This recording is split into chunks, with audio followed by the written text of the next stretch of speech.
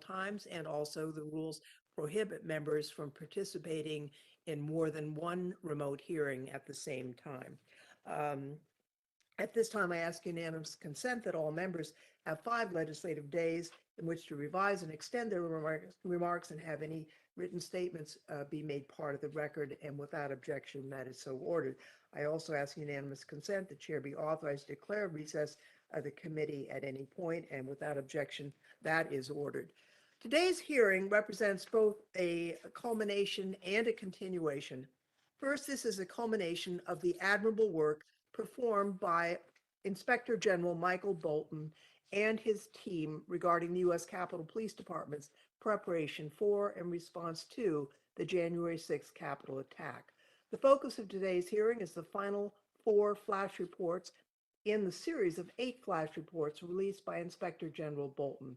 All 8 of these flash reports reveal systematic deficiencies throughout the U.S. Capitol Police Department in the areas of training, planning, policies, and procedures, intelligence, communication, and leadership and culture.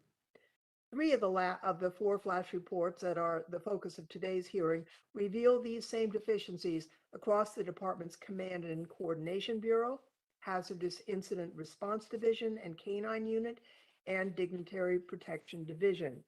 In these flash reports, we learn of a general lack of coordination and communication between these units and the department's operational leadership. Outdated and in some cases non-existent emergency management policies and procedures, and a lack of personnel and equipment that made it difficult for these units to accomplish their missions. We also learn of the frustration officers within the department feel with a lack of direction from the department's chain of command, a lack of preparedness, and a lack of confidence in the department's command and control system, among other things. The final flash report in this series is a comprehensive review of the department's progress in implementing the recommendations put forth in the 7 previous flash reports and the 1-6 Task Force Capital Security Review.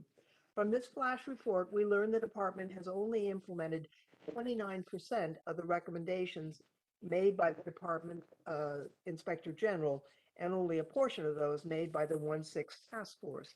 In addition to being a culmination of the inspector general's first phase of work on this topic, this hearing is also a continuation.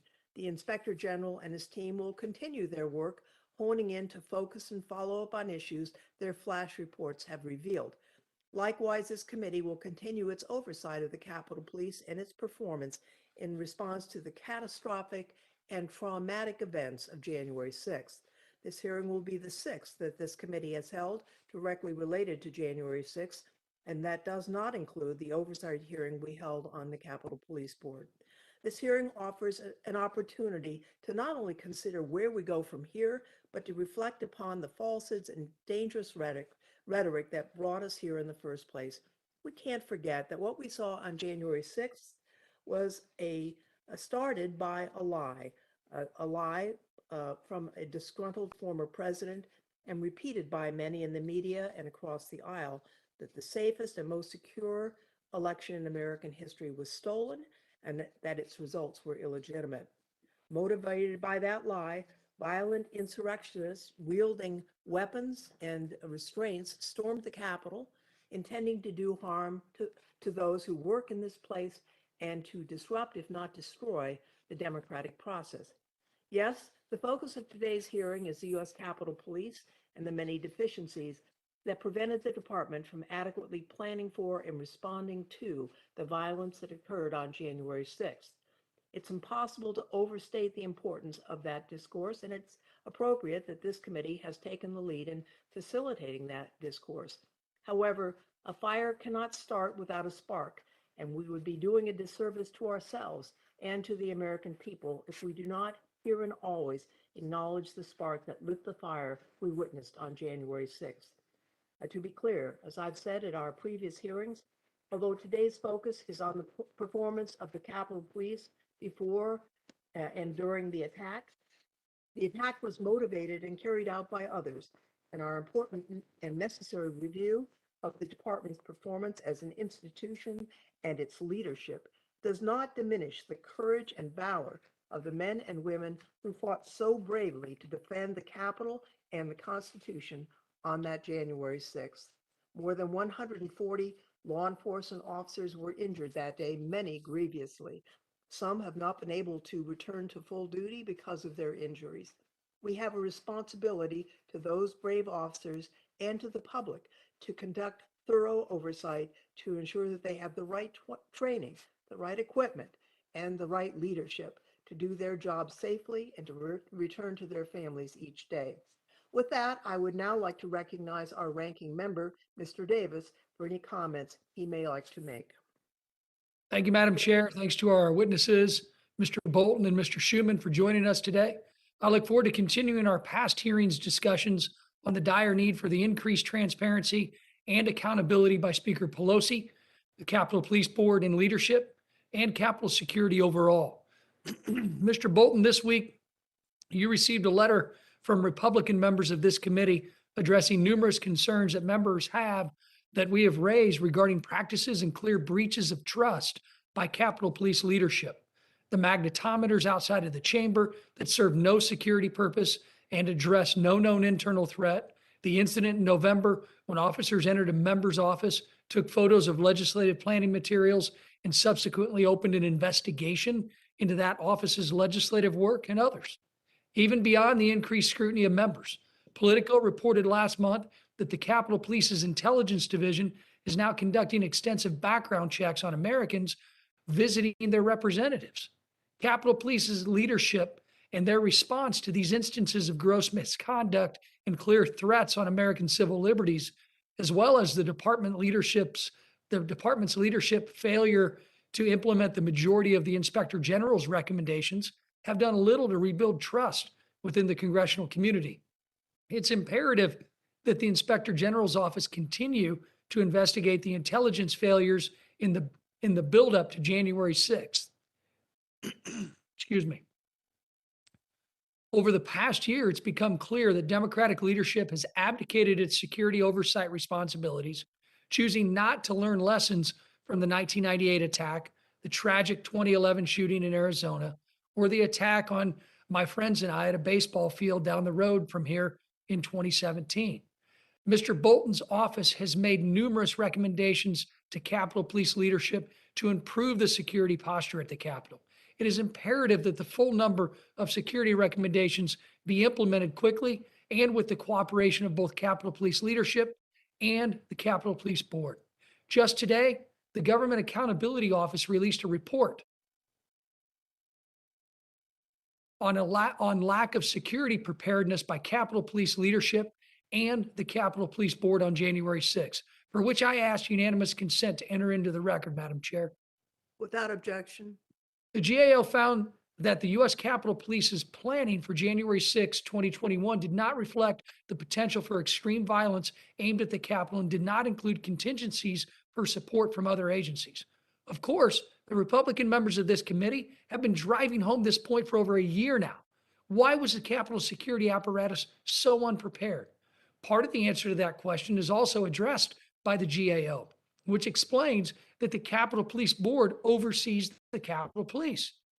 As we know, the Capitol Police Board is made up of political appointees answerable to congressional leadership, including Speaker Pelosi, no matter how many times she tries to duck her responsibility in the press. GAO's report tells us that while the Capitol Police makes security recommendations, it does not have the authority to implement them without board approval. And the board has no process in place to do review and approve such recommendations. GAO concludes, without a comprehensive documented process to assess and mitigate risks, there is no assurance that the Capitol Police and the board are not overlooking potential security risks. In other words, even after decades of attacks, the Capitol is no better prepared today than it was on January 6th. And that failure rests squarely on the shoulders of Speaker Pelosi, Capitol Police leadership, and the Capitol Police Board. I am thankful that the chair has called this important hearing because Americans and members alike deserve answers. And I hope today provides an opportunity for Mr. Bolton to give assurances that his office will investigate these matters vigorously. Our men and women who are in the Capitol Police They place their lives on the line every day as the protectors of Congress. Their mission is vital for Congress to continue functioning on behalf of the American people. But that mission is undermined when the leadership of the Capitol security apparatus chooses to enact policies that are potentially politically motivated or infringe on the civil liberties of those who work in and visit our nation's capital. Let me remind everyone on this call and on this hearing today that neither Mr. Loudermilk or I would likely be here alive without the brave Capitol police officers who ran toward gunfire so that we could run away from gunfire. We owe those heroes our lives. It's the leadership that needs to be held accountable for the decisions that they have to follow and live with in their daily operations and their daily workday. I hope Mr. Bolton understands the gravity of the situation at hand, and I know he works directly for the Capitol Police Board. But Mr. Bolton, we hope you will commit to keeping all members of this committee informed of your investigations as they unfold. Madam Chair, I yield back. Gentleman yields back. I just would, before recognizing our Inspector General, would note for the record that on January 6th, 2020, the Capitol Police Board was made up of the Sergeant at Arms of the House and Senate and the architect of the Capitol, the architect appointed by President Trump, the sergeant in the Senate by Mitch McConnell, and the sergeant in the House by John Boehner. And the leadership of the Senate was Mitch McConnell and, of course, Speaker Pelosi in the House. I would now have the immense pleasure of introducing our witnesses. Inspector General Michael A. Bolton, of course, is no stranger to this committee, having testified before us several times about his office's previous flash reports. Inspector General Bolton assumed this role in January of 2019. Prior to this role, he served as acting Inspector General and Assistant Inspector General for investigations beginning in August of 2006. We're grateful to Inspector Bolton for his presence here today and for his long career in public service. Inspector General Bolton is joined by Daniel Schuman of Demand Progress, an organization that advocates for government transparency, accountability, ethics, and reform. Among other topics, Mr. Schuman has studied and written about the U.S. Capitol Police for a number of years, including before the January 6th attack. He also created the First Branch Forecast, a website that contains in-depth research on Congress and produces a weekly newsletter. Mr. Schuman has testified before Congress several times, but this is the first time he's testifying before this committee, and we welcome him and thank him for his shared interest in improving the legislative branch. I will remind the witnesses that their entire written statements will be made part of the record and that the record will remain open for at least 5 additional days for material to be submitted. We ask that you summarize your testimony in about 5 minutes. And Inspector General Bolton, it's my pleasure to recognize you first for your testimony. Thank you. Good afternoon, Madam Chair Loughran, Ranking Member Davis, and distinguished members of the committee. Thank you for this opportunity to appear before you, the Committee on House Administration, to discuss our review of events in regards to the Capitol Police Department operation, programs, policies that were in effect during January 6, 2021. I would like to extend my appreciation to the committee for holding this hearing and the important work that this committee continues to do to make the Capitol complex safe and secure. I would also like to take the time to extend and recognize the outstanding efforts and work done by my staff in the Office of Inspector General. Through their collective efforts and skills, we have produced 8 flash reports outlining areas of improvement for the department, resulting in 104 recommendations.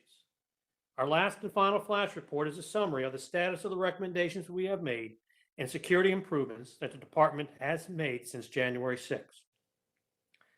Although the department has addressed some of our recommendations and have made security improvements throughout the Capitol complex, much work still needs to be addressed in relation to training, intelligence, cultural change, and operational planning.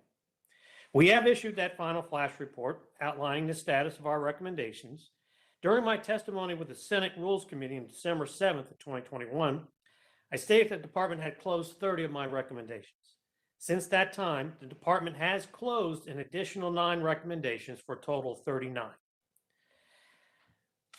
During my last hearing, we have issued 3 additional flash reports, not including the final one. Those included areas of departments such as Command and Coordination Bureau, Hazardous Incidents Response Division, K-9 Unit, and finally Dignitary Protected Division and Human Capital. Our 5th flash report is designed to communicate deficiencies within the department's Command and Coordination Bureau. Additionally, to gain a perspective on department-wide command and control challenges, on January 6th, we contacted 86 Capitol Police officers and completed interviews with 36 of them who agreed to be interviewed. We also reviewed 49 after-action reports by the officers and employees that were completed. Based on our interviews with the officers and review of the after-action reports, we identified department-wide command and control deficiencies related to information sharing, chain of command directions, communication, preparedness, training, leadership development, emergency response procedures, and law enforcement coordination. Our 6th flash report was designed to communicate deficiencies within the department's Hazardous Incident Response Division and the K-9 unit. Deficiencies include a lack of adequate department guidance for both Incident Response Division and the K-9. The department did not always comply with guidance related to K-9 operations or training, did not always ensure K-9 policies and procedures were up to date, a lack of K-9 related training or operational experience required for officials, and formal guidance for emergency procedures, as well as inadequate hazardous device response guidance, could have hampered the efficiency of the K-9 unit. Our 7th flash report was designed to communicate any deficiencies within the department's Dignitary Protected Division and Human Capital. The Dignitary Protected Division contributed towards the department's mission through proper planning and successfully evacuating individuals under its protection during the events of January 6th. However, DPD incurred authorization issues with staging evacuation vehicles. Additionally, DPD's training program lacked a dedicated training staff, facilities, and weapon systems training integration. Capitol Police could not provide documentation supporting that it implemented a department-wide leave restrictions or cancellations, or that it issued department-wide messages for recalls to duty. Our 8th and final flash report is a summary of the status of 104 recommendations and security improvements made by the department. Although the department did make several changes, updating their policy and procedures, additional training for CDU units, and the hiring of a subject matter expert in the planning and coordination of large events or high-profile demonstrations, the department still has more work to achieve the goal of making the Capitol complex safe and secure. Out of the 200 security enhancements that the department has provided to the OIG, only 61 of those items have supporting documentation to support those enhancements that have occurred. Some other security enhancements the department has instituted has been additional intelligence briefings provided to the rank and file, as well as to the department leadership. The department still lacks an overall training infrastructure to meet the needs of the department, the level of intelligence gathering and expertise needed, and an overall cultural change needed to move the department into a protective agency as opposed to a traditional police department. In conclusion, the department is comprised of extraordinary men and women who are dedicated to protecting our democracy, putting their own lives in harm's way in order for Congress to exercise their constitutional duties in a safe and open manner. It is our duty to honor those officers who have given their lives, but also ensuring the safety for all those working and visiting the Capitol complex by making hard changes within the department. Finally, I would like to thank not only this committee, but the Senate Rules Committee and the Select Committee to investigate the January 6th attack for their continuing support of my office and the work they have done in protecting democracy so that events such as January 6th never happen again. Thank you for this opportunity to appear before you today, and I'll be very happy to answer any questions the committee may have at this time. Thank you so much, Mr. Bolton. We'll now ask Mr. Schuman to give his testimony to us in about 5 minutes. Thank you. Chairperson Lofgren, Ranking Member Davis, and members of the Committee on House Administration, thank you for the opportunity to testify. Over the last 14 months, the Capitol Police Inspector General has provided its expert analysis of the Capitol Police's operations, programs, and policies in effect on January 6th. My intent is to draw your attention to two things not addressed in the IG's flash reports. First, the structural limitations that narrow and limit the scope of the IG's findings, and second, the structural flaws that undermine oversight of the Capitol Police itself.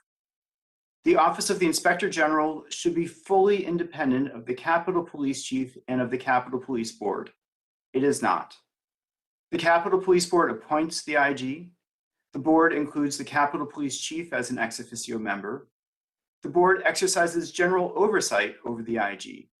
The board is not subject to investigation by the IG, and the board operates in near total secrecy. Let me illustrate how this is a problem. The board reportedly has directed the Inspector General in a non-public letter to never publish IG reports. By comparison, it is routine practice for federal IGs to publish their reports because this empowers accountability to Congress, civil society, and the public. The board reportedly acts unanimously, so any member can secretly block a change in policy that would permit the release of IG reports. In addition to full independence, the IG should be empowered to investigate the board and to publicly report its findings to members and to the public. We can only wonder whether there are pre-existing IG recommendations unheeded by the Capitol Police that could have made a difference on January 6th. Disclosure policies should go beyond IG reports. The Capitol Police should routinely disclose the agency's budget justifications, semi-annual statement of disbursements, arrest data, prosecution rate for threats against members, Office of Professional Responsibility discipline data, and minutes from its board meetings. In addition, there should be a civilian oversight board composed of stakeholders from across Capitol Hill. And there should be a process by which the public can request Capitol Police records. These structural limitations narrow the range of information available to the IG and to overseers and limit the IG's ability to make recommendations to you. Let me now address the structural limitations that undermine oversight of the Capitol Police. I say this, of course, right as my computer monitor has decided to stop functioning. Here we go. Sorry about that. Only a short while ago, the former acting Capitol Police Chief testified that she reported to leadership, not to the committees of jurisdiction. In addition, recently one member of the Capitol Police Board who was appointed by one chamber declined to testify in person in hearings conducted by the other. These examples illustrate a fundamental problem with the Capitol Police leadership. They do not fully respect the jurisdiction of the oversight committees. The GAO shared these concerns in its 2017 report. I wish I had, but I don't have a clever recommendation on how to address this problem. Certainly, all members of the Capitol Police Board, should you choose to retain such a body, must routinely testify as a group before the Oversight and Appropriations Committees. Their understandings of their roles and duty to report must be adjusted accordingly. We recommend the hiring of full-time congressional staff with law enforcement expertise to help oversee the Capitol Police. Such personnel should be provided as committee staff to overseers and appropriators and funded out of the Capitol Police budget. The majority at House Admin already has implemented this recommendation. Each day increases the likelihood of another attack on the Capitol. And yet recent proposals made by the Capitol Police and members of its board regarding new security programs raise important civil liberties concerns without addressing the fundamental Capitol security questions. We are not comfortable with new surveillance activities without real reform at the top that is capable of keeping police activities within appropriate boundaries. Our government must be open to the people and safe for conducting the business of democracy. For that to happen, we must address the structural failures inherent in oversight of the Capitol Police. Thank you so much for the opportunity to testify. I look forward to your questions. Thank you, Mr. Schuman, and also Inspector General Bolton. We appreciate your testimony, and now is the time when members can ask their questions. I'll turn first to the ranking member, Mr. Davis, for questions that he may have. Thank you, Madam Chair. My first question, Mr. Bolton, again, thanks for being here today. I want to start, excuse me, by thanking you and your team for the hard work you put into these reports. We have now had numerous hearings and meetings to speak about these reports, and your office has always been responsive to our questions and concerns. I want to ask you a few quick questions because we only have 5 minutes. So short answers, or I'm going to ask to reclaim my time. In your testimony, you explained that you asked over 80 officers to speak with your office about January 6th, but only about 36 of them have actually completed an interview. Now, these officers weren't obligated to speak with you, but would you consider that to be a normal response rate for an investigation? For police officers, I would say that's about a normal rate. They're under no obligation because they weren't a subject of an investigation. We were just soliciting their information. Some just may not have had the time to be able to speak with us, or for whatever reason, but they weren't compelled to talk to us. Okay, well, fewer than 50% of officers responding raises concerns that the department has a broader cultural issue of reluctance to speak up. Are officers concerned that speaking with your office might lead to retaliation? They shouldn't whatsoever. We always make sure that they understand that they would be protected. And basically, and especially in this type of a review, we don't utilize their names in our report. It's just as an officer. And we don't even identify whether it be Senate Division, House Division, or wherever. Okay, well, thank you, sir. And thanks again for your work and the work of your entire team there at the IG's office. Mr. Schuman, thanks for joining us here today, especially on such short notice. As you're aware, we're here to discuss the oversight of the Capitol Police. We also know that the Inspector General's role is limited to only Capitol Police. As he mentioned repeatedly during our hearings last year, he does not have oversight authority of the Capitol Police Board. The Capitol Police Board, as you mentioned, and as we mentioned, is made up of 3 political appointees, and the chief of police is an ex officio member. The board holds an unusual amount of responsibility for campus security decisions. Can you help us to understand why this structure hinders transparency? Go a little bit beyond your opening comments. Well, sure. So there are a number of factors, some of which are already in the record. One, of course, is people have a lot of confusion about who's actually making the decision. Is it the board? Is it the chief? Sometimes the chief is in the board meetings as an ex officio member. There is not the release of the minutes of the proceedings before the board. The GAO has indicated that folks who've served on the Capitol Police Board and the Capitol Police Chief are confused about who they report to, who their overseers are, and that the staff for the relevant committees of jurisdiction didn't feel like they were being kept in the loop with respect to decisions being made by the Capitol Police Board. The architect of the Capitol, in his testimony, I think back in May, said that there needs to be more transparency and accountability in the board, that things are overclassified, that they're not made available, and conversations can't happen with other folks, including staff and elsewhere, that there's a lack of dedicated staff.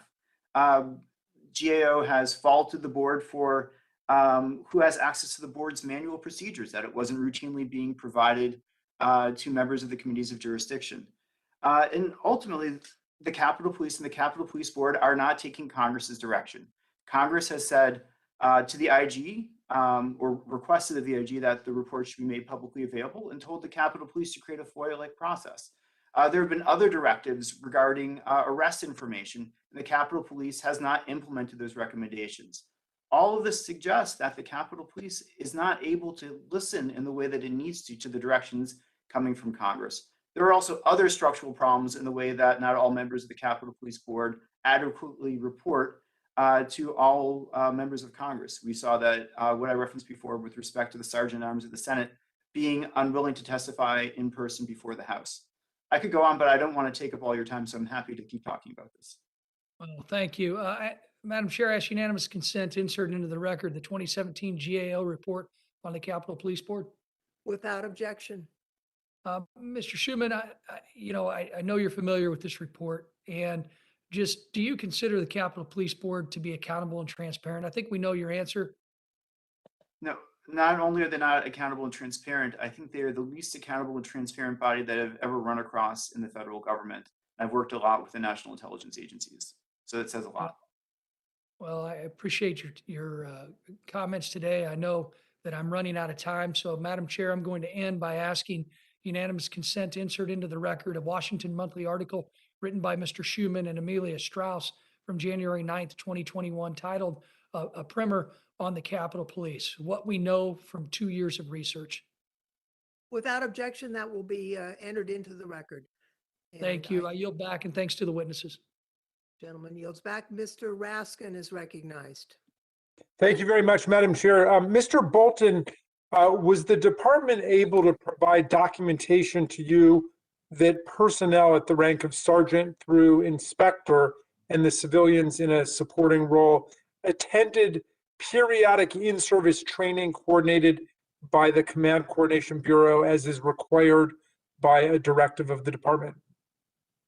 No, that was one of the issues, that they could not provide us with the documentation on many of the training. And that will end up being brought up again in our Training Services Bureau review, which you all will be getting sometime in mid-March. So who's been responsible for the training of the department's sworn and civilian personnel, both before and after January 6th? Well, on paper, technically, that would be the chief's responsibility, obviously being the chief. But that would come under whoever is in charge of the Training Services Bureau. But again, my report or review is going to show you that it's so disconnected. There is no one source to track all this training and to ensure that it is being done. So just to follow through on that point, was it the Capitol Police Board that was ultimately responsible, or would you say it was so fragmented and fractured that nobody was responsible? It's fragmented, but certainly it would be the chief of police, not the board, but it would certainly be the chief's responsibility to make sure that all training is being completed. Okay, in your review of the K9 unit, you found that in FY 18 through 20, K9 officers failed to complete either basic radiation pager training or the refresher radiation pager training. In 2019, 10 K9 officers did not complete the radiation pager training, and one officer did not complete any training at all between FY 18 and FY 20. Does the failure to train K9 officers affect the security of the Capitol complex, and how severely was that a factor on January 6th? I wouldn't say it was a factor on January 6th, but it certainly could be a factor on the overall security and posture for the Capitol and providing the security within the Capitol complex. We can't make the link saying that that was a factor in January 6th, but certainly as the overall day-to-day operations, it can become a factor. Who's ultimately responsible for making sure that the mandatory K9 training takes place? Ultimately, again, it would come down to being the chief as the head of the agency. It would be ultimately his responsibility. You found that the monthly 16 hours of maintenance training required for K9 officers was not being completed. Specifically, you found that, quote, none of the K9 officers had completed all 16 hours of monthly maintenance training during the sample month of December 2020. Could this failure to train result in a K9 unit failing to be able to detect a possible IED or other hazardous material being brought onto the Capitol complex? It certainly could provide that vulnerability, not being able to properly detect those devices or even vaporwave dogs. So certainly it could degrade your level of confidence. Okay, you also found the department's Dignitary Protection Division training program is self-managed and comprised of instructors with collateral duties as active DPD officers. What are the deficiencies and dangers of having a self-managed training program, and how does that compare to the best practice standard? Best practice standard is completely separate, and that training would be conducted by non-operational individuals, although they have the subject matter expertise in it. But by allowing your own internal folks, in the sense of operational, one training can slip through because they have other duties that they're going to be completing. So training is not going to be a top priority for them completing because they're doing the other duties. And it doesn't allow for that separation of duties where you are assured that that training is being completed and is correct and is mission driven. Okay, now big picture, Mr. Bolton, because all of us as members, and I think a lot of the staff know members of the Capitol Police Force, we are impressed by their heroism, their sacrifice, both of which were demonstrated on January 6th when they literally put their lives on to save, put their lives on the line to save our lives, to save Congress, the vice president's life, the peaceful transfer of power. And yet there's a disconnect between their commitment and passion and a number of these problems in the management of the force. How would you explain to somebody just looking at this from the outside what's gone wrong here? I think it goes back to initially when my first hearing before this committee is a cultural change where we need to quit thinking of ourselves as a police department, that we're going out and policing, that we are a protective agency, that our number one duty and our mission in all training, no matter what it is going to be driven by that mission of protection. And that way, what little hours we get in training, because those are difficult, operational needs are extreme right now, but that training has to be mission-driven specifically. Thank you. I yield back, Madam Chair. Gentleman yields back. Gentleman from Georgia is recognized. Well, thank you, Madam Chair. I'm going to start my questions today with Mr. Schuman. And Mr. Schuman, I'm sure you're aware, as most everyone is, that one of our colleagues in the House of Representatives has raised serious concerns about Capitol Police officers recently improperly entering his office and taking photos of legislative planning material, and then launching an investigation into his staff as a result of that. Now, this member is a former sheriff, and understanding he comes from the law enforcement community and being a sheriff, he would have an understanding of lawful and unlawful search and seizure. He's also been an outspoken critic of the Capitol Police leadership. Now, while Mr. Bolton and his team are investigating this matter, can you describe for this committee some of the abnormal and unexpected behavior of security officials toward the Capitol Hill community? Thank you, sir. So I can't speak obviously to this particular matter, but there have been a number of other circumstances of unusual behavior by the Capitol Police.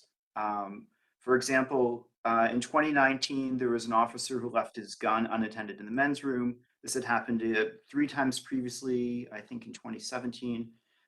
There was reporting of police officers shoving reporters in the Senate basement, and also trying to stop reporters from talking to and walking alongside senators. In our research, we've identified, Inspector General Bolton was talking to sort of a protective approach, like that newer model, but the Capitol Police spend a lot of time arresting people for things like smoking pot on their porch 5 blocks from the Capitol, or going to Union Station and helping to remove unhoused people from Union Station, which is not something that one would expect of the security force focused on protecting the Capitol. There was the incident 2 years ago, I think now, where there was, they couldn't determine whether a plane was heading to the Capitol building, and they kept everything on an orange lockdown or whatever the color is for a half an hour. There were reports that the Capitol Police had killed reporters. And then, of course, there have been more recent circumstances. I think one officer was accused of keeping a copy of the Protocols of the Elders of Zion at his post, which is an anti-Semitic tract created by Tsarist Russians at the beginning of the last century. And of course, there was the police officer who recently tried to help one of the folks involved in January 6th avoid arrest. These are all inappropriate behaviors that we've seen from the Capitol Police that suggest significant problems inside. Now, in any of those instances, was there ever accountability for their actions? So in a couple of them, I believe that the officer who helped one of the people who attacked on January 6th, I think he was fired. I think he was ultimately terminated. He may have just been suspended. I think there was a consequence for the person who had the Protocols of the Elders of Zion. In the other circumstances, we know that there were retaliation against officers who, for example, shared information about the police officer, one of the police officers who left his gun in the men's room. But I am not aware of other steps that would be taken. That information is not routinely released to the public, so it is difficult to discern what, if any, remedial actions have occurred. I should add, though, that when you read the ongoing litigation brought by Capitol Police officers, and when you talk to the Capitol Police union chief, they seem to suggest that there is a real distinction between the folks at the senior end of the leadership and the rank and file in terms of how they're treated and how discipline is meted out. It's difficult to discern what that looks like from where I sit, unfortunately, without access to those records. So how can we better hold the Capitol Police leadership accountable in these type of situations, or to assure they're not abusing their power like has been recently alleged? Well, so I think there's a couple things you could do. One is you can increase the oversight of the Capitol Police Inspector General and to make him and his office fully independent in all the ways that my written testimony describes that voluminous length that I'm sure was great fun to read. I would also suggest that the Capitol Police Board and the Capitol Police Chief structure don't make any sense. The lack of transparency and accountability to you, to the press, to the public, to the people on Capitol Hill, all indicate significant problems with the way things are managed. As far as we can tell, there seems to be a network of a handful of folks at the top of the Capitol Police leadership who kind of protect each other. And this is something that we can't have if we want to protect the Congress. I'll let you go ahead. Okay. One last quick question. It may not be quick, but we'll answer however you can. But, when it comes to January 6th, we have been told that the executive branch had sought to get certain data from members of Congress, cell phone data, metadata, et cetera. This is concerning as well. And I think you've raised concerns about that data. Can you touch on those concerns here for the record? Yes, and I'll be brief in light of the time. So to go and gather the information about members of Congress and other folks on Capitol Hill on January 6th, it seems likely that a warrant was applied for and obtained. The question that I have is, how did they screen out the people who were not connected to this? Did they go and sort of do a dragnet look on a previous date as a way of filtering out these individuals? That is one possibility. Did they do so through a warrant? These folks were not connected to what went on.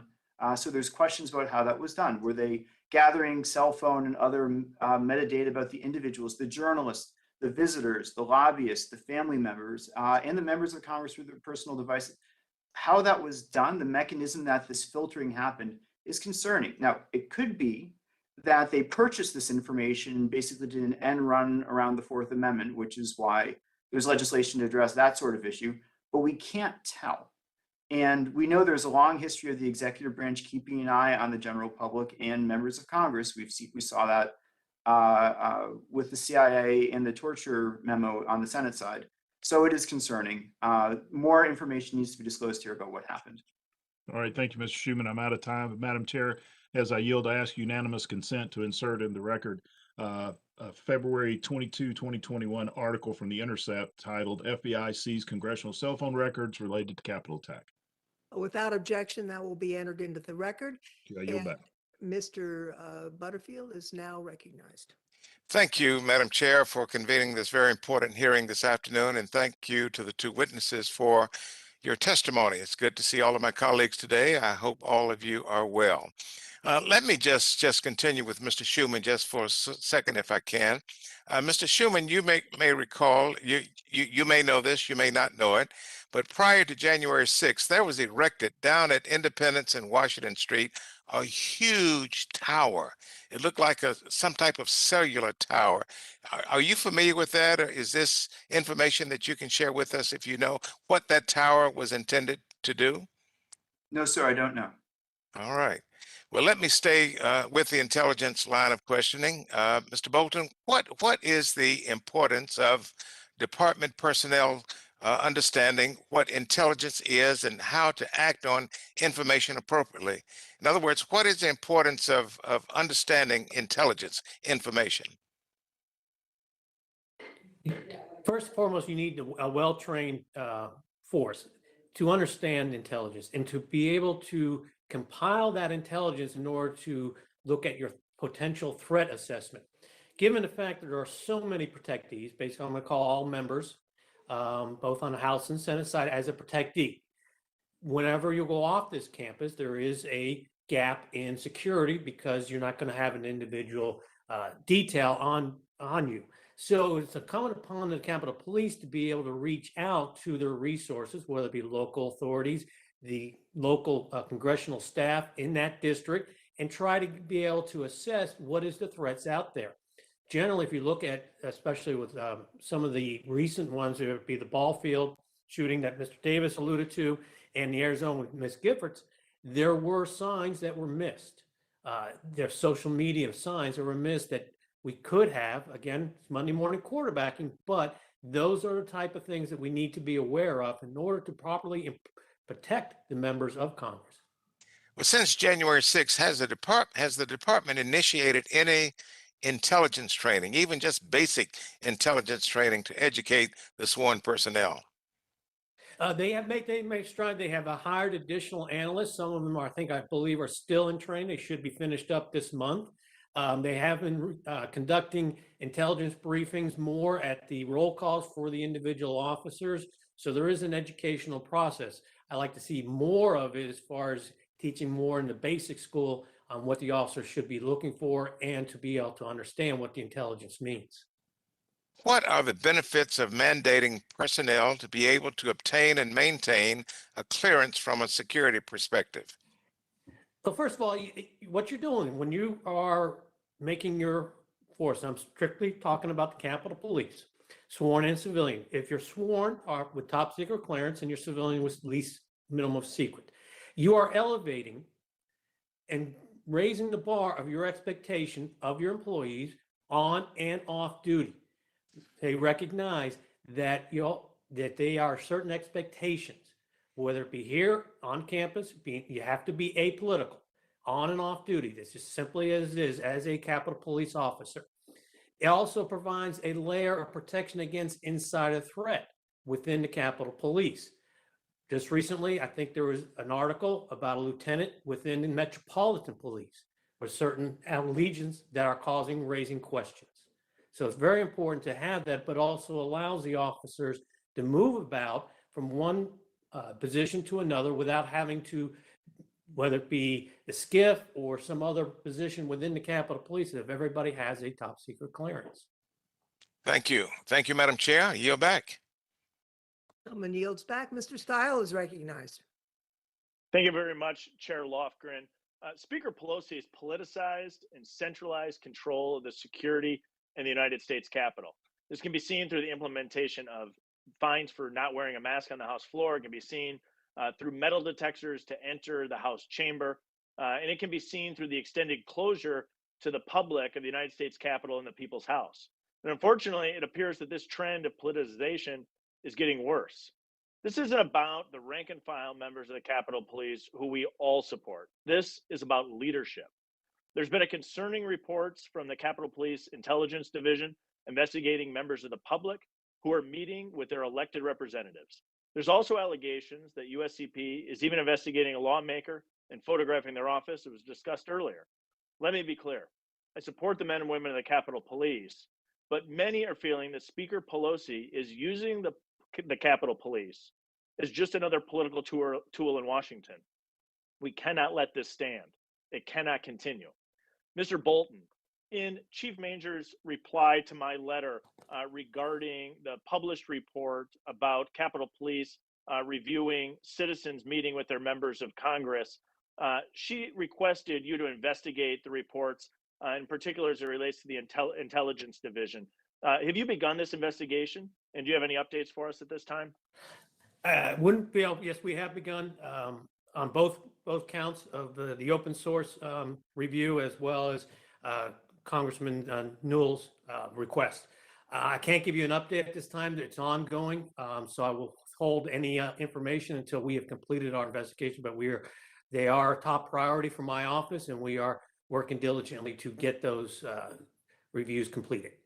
I appreciate your efforts in this regards. Maybe you can answer this question. Let me break them down. One is it regards the oversight of citizens meeting with their members of Congress. Are you receiving full cooperation, or are you meeting any resistance? I'm receiving full cooperation from the department. Okay, and then as it relates to the investigation of a member of Congress who has alleged that individuals from Capitol Police came in, photographed evidence, that investigation you noted is ongoing. Are you receiving any resistance during that investigation, or are you receiving cooperation? We're receiving full cooperation at this time. That's positive to hear. I, along with my colleagues, look forward to reviewing your full report and hope that we're able to have a hearing when those reports become available. Let me continue with you, Mr. Bolton. One of the new policies put in place during the extended closure of the People's House, the United States Capitol, is that if a group of people or group of individuals want to meet with a lawmaker, the office has to send their names in ahead of time so that they can enter the building. Mr. Bolton, in your opinion, is there a security purpose or need for this type of closure? Well, it depends on what you're speaking. I think now that may be outside of my immediate purview, that those names are being submitted to the House Sergeant of Arms thing. So that's not within my purview of that. And that probably will be captured, or at least we'll have a better understanding to answer your question once we completed our review of the open source issue. So that right now I wouldn't be able to answer that completely for you. Understood. Mr. Schuman, do you believe that such a procedure would actually chill speech and limit individuals' opportunities to meet and speak with their member of Congress? Well, it sounds like the underlying question is whether the Capitol complex should be closed, which you're raising is that, am I understanding you correctly, sir? Yes, and the fact that for a citizen to meet with their member of Congress in a congressional office, the name of that individual needs to be submitted and recorded by Capitol Security. Yeah, so I would suspect that probably has a chilling effect on some folks who would wish to come and meet in person in the Capitol, although there are alternate venues that are available to do so. I think that let me only because we're limited on time here, Mr. Schuman. Let me continue with you. The Sergeant at Arms, Mr. Walker, has mentioned in recent testimony that he's exploring implementing an insider threat program. Are you aware of any similar type of program ever been implemented before in the United States Capitol? Not in the Capitol, no, sir. And are there particular concerns with such an implementation that you would have in the United States Capitol, in particular in the legislative branch?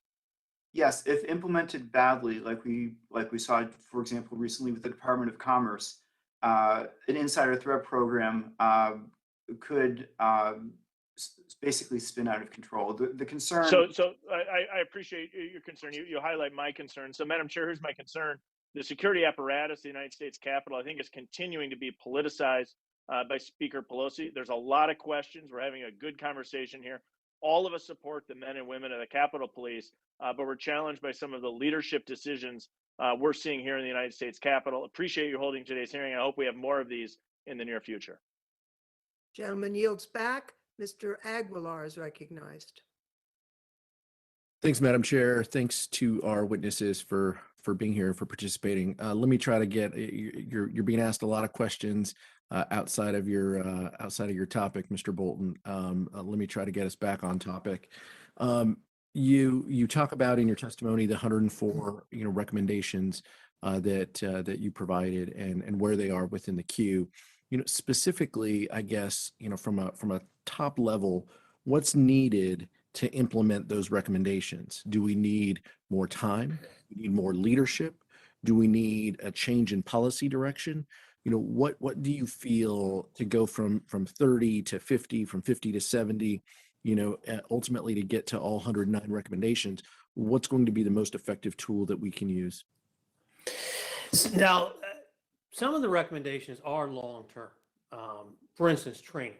What we're recommending, and what you'll see in our subsequent report, is that an investment in training. It's going to be a large investment. It's going to take the committee's appropriations and also a will for the department to make this type of change. Some of the changes we could still be making now, like I said, in the cultural change, focusing on the type of training that we can do now. We need a system, and we're going to recommend some of these, that any and all training has got to be mission directed. It's got to be set forth of why you're doing that training. In other words, you have a lesson plan, you have objectives, and you have your expected results or outcomes for that training. We just don't do training for the sake of saying, oh, we're doing training. We also need to make sure that training is a continuous form. In other words, we're just going to satisfy the IGNA committee, and we're going to conduct this training X, and as soon as everybody's happy with that, then we're going to go back to not doing the training. So we got to make sure we put into place the policies, procedures, the continuing business practice of conducting that training and making these other changes that are going to be different. Some are long-term, some are short-term, but the department is making some strides, and they have formed some committees within the working groups, I should call them working groups, to address the recommendations. Do those working groups have deliverables, timetables, milestones that they're under? That would be something that you would have to ask the chief. I wouldn't be able to set those timetables for them. It's really whatever the chief has set for those folks. You talked about the chief ultimately being responsible, the training bureau underneath the chief. It seems like within the training category, the most basic thing you can do is to just track who is being trained in what. And you note that there are some deficiencies there. Specifically, did you identify a critical deficiency with the department failing to have a mandatory leadership and development training program?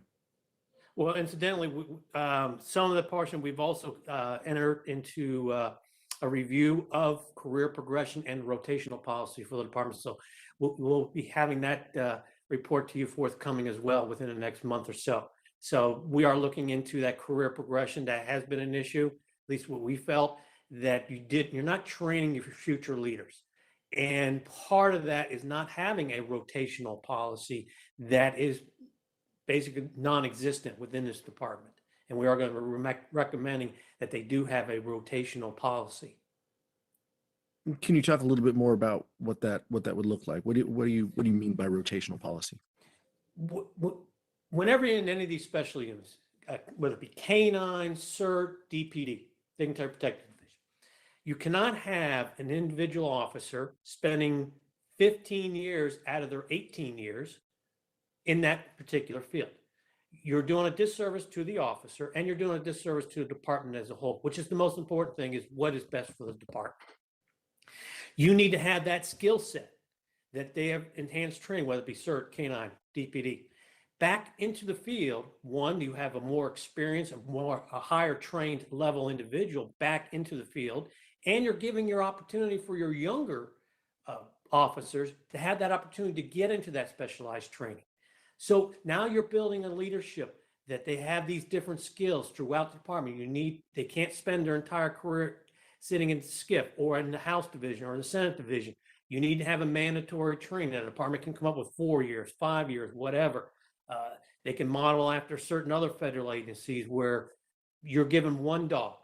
And once that dog is retired, then you're moved out of that K9 section and another individual will take your place and get that kind of training. So you're building your leaders as well because they have that knowledge, skills, and abilities. The balance to that is not losing that institutional knowledge, right? So having a good framework, having a good program, moving people through to experience different skill sets while having that institutional knowledge to make the group run. Because the downside is if someone just walks into a system and it's a broken unit, that doesn't do them service as well. So I appreciate it. Thanks for the conversation, Director Bolton, and we look forward to continuing to read those reports. Yield back, Madam Chair. Gentleman yields back. Ms. Scanlon is recognized. Thank you, Chairwoman Lofgren.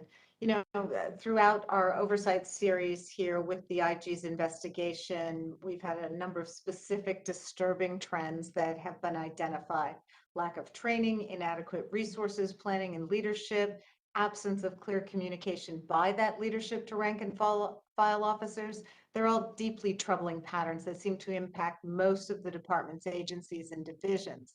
Most worrying to me is the lack of an acceptable, centralized and dedicated plan for the January 6 events and the absence of a process for developing similar plans for future events.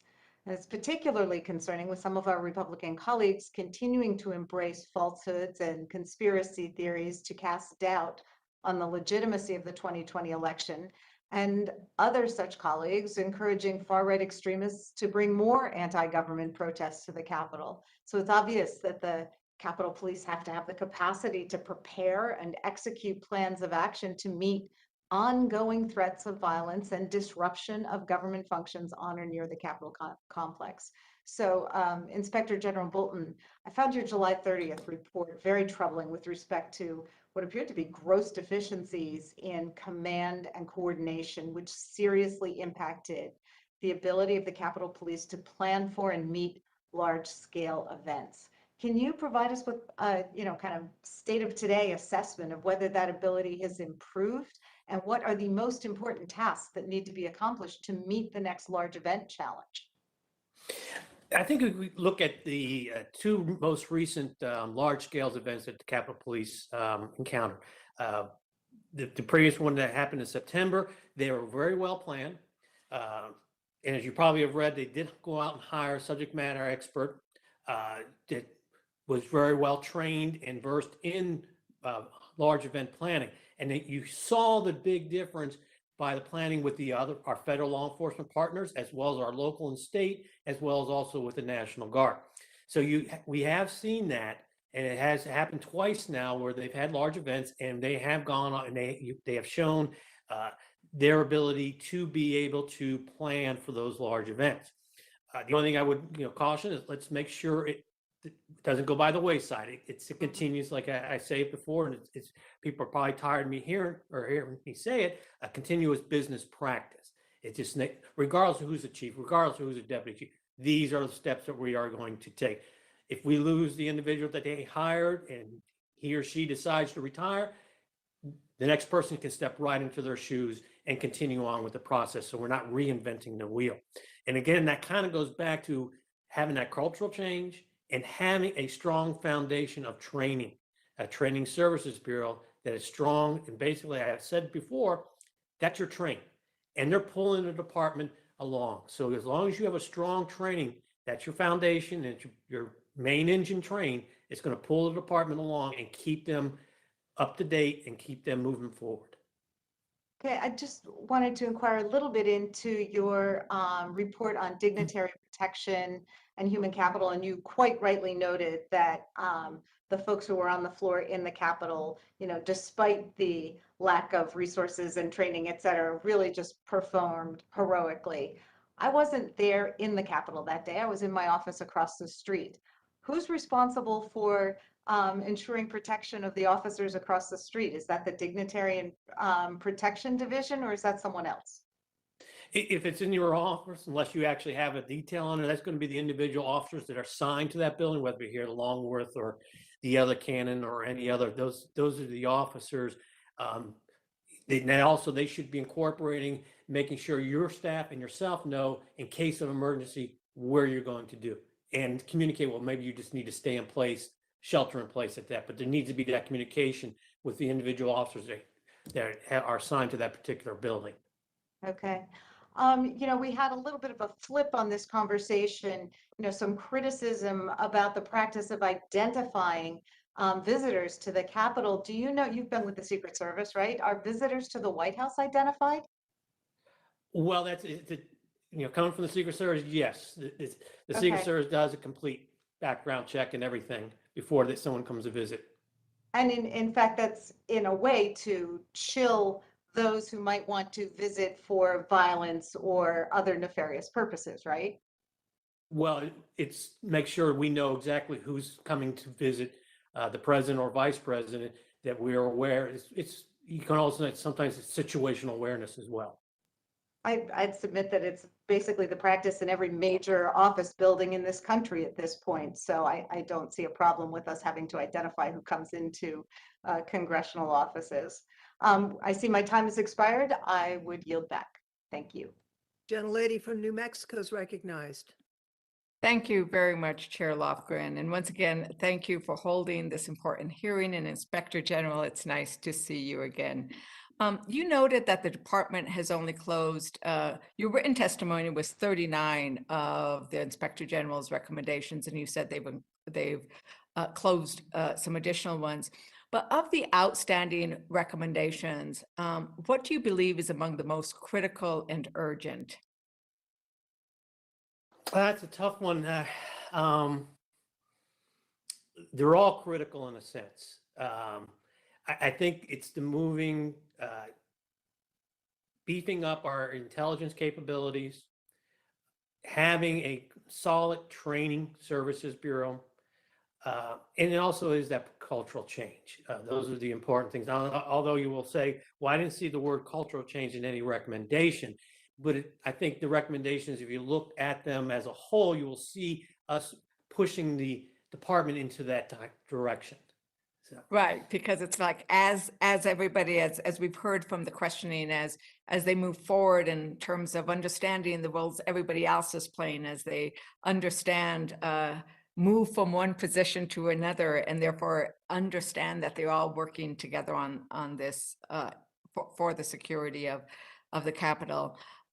So it's been, over a year since that harrowing attack on our Capitol by Trump supporters seeking to stop the constitutional counting of the Electoral College votes. And you discussed earlier that there was good planning by the Capitol Police for a large event last fall.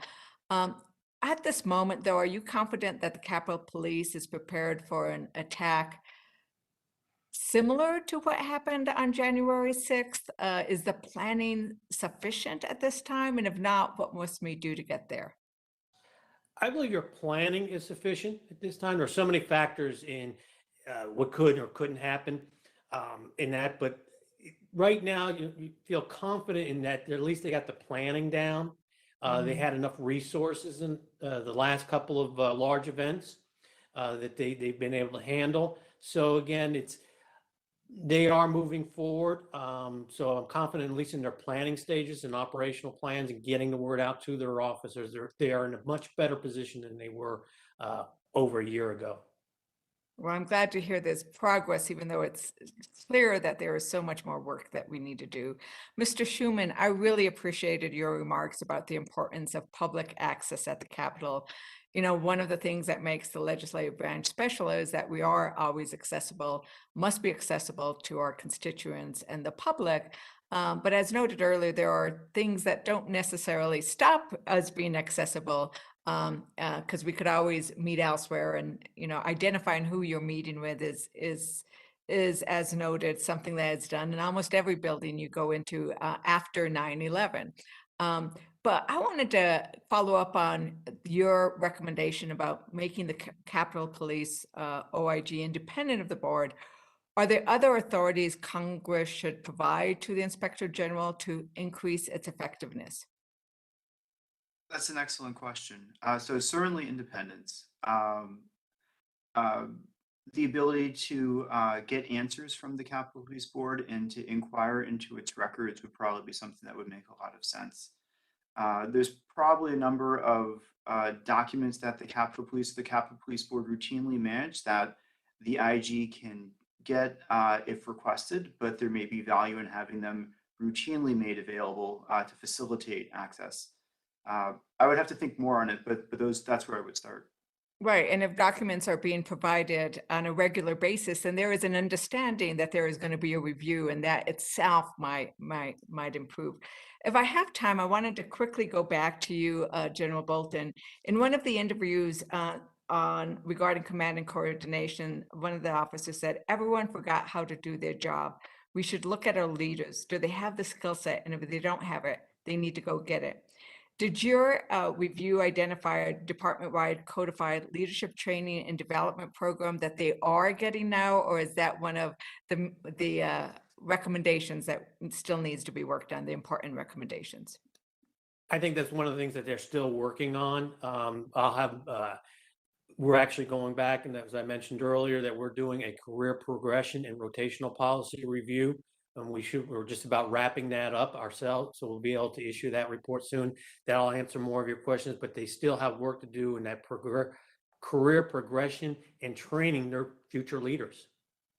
Well, thank you, Madam Chair. My time is up and I yield back. Gentlelady yields back, and I'll recognize myself for just some final questions. First, I wanted to just note the comments made by some members that the Capitol Police had broken into Congressman Nell's office. This allegation, there's nothing more serious than an allegation like that. Any member of Congress would be very concerned. I should note for the record, the police chief has denied it, and I want to reassure myself, Mr. Bolton, that you're investigating this so we can make sure that we know the truth of what happened. Is that correct? That's correct. Yes, ma'am. Okay, good. And we will look forward to that report. In terms of the insider threat program that's been mentioned, in January, the House Sergeant at Arms testified before the Ledge Branch Committee on Appropriations that the Insider Threat Program was really for the House Sergeant at Arms office, not for congressional community at large, not members or, but I understand you're taking a look at this as well. Is that correct, Mr. Bolton? Not as a relation to the House Sergeant of Arms. Our focus is on the open source issue of utilizing any type of data banks or Okay, the like, those things, but nothing as far as not with this, the House Sergeant of Arms and his Insider Threat Program, which would be for his staff only. all right. We will look forward to that report as well. I just wanted to note, in terms of the House buildings being open, one of the issues that we have not mentioned, which is the pandemic. And throughout this entire pandemic, the House has 100% followed the guidance of the attending physician. And we continue to do so today. And that is an important element of what is going on here. Now, I have just a couple of quick questions, if I may. Mr. Bolton, you've made a number of recommendations and you've done good, you and your team have done good work, absolutely. But not all of them have been implemented. And my question for you is, I'm sure you're talking to the chief, doing assessments on where they are and the like. Have these recommendations not been accomplished because the chief disagrees with them, because they don't have resources, or because they just haven't gotten them done yet? What's your judgment? I think it's a variety of reasons. Some are, obviously, some of our recommendations do require additional resources, whether it be manpower or additional appropriated funds. So there is those are what I would classify as the long-term recommendations. There are a few recommendations that I think the chief and I are in discussions that he may not totally agree upon. We have met twice since early this year.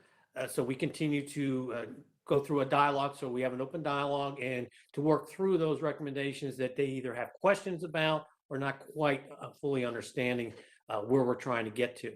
So there's a variety of reasons for that, but they are at least working towards getting those recommendations closed. Okay.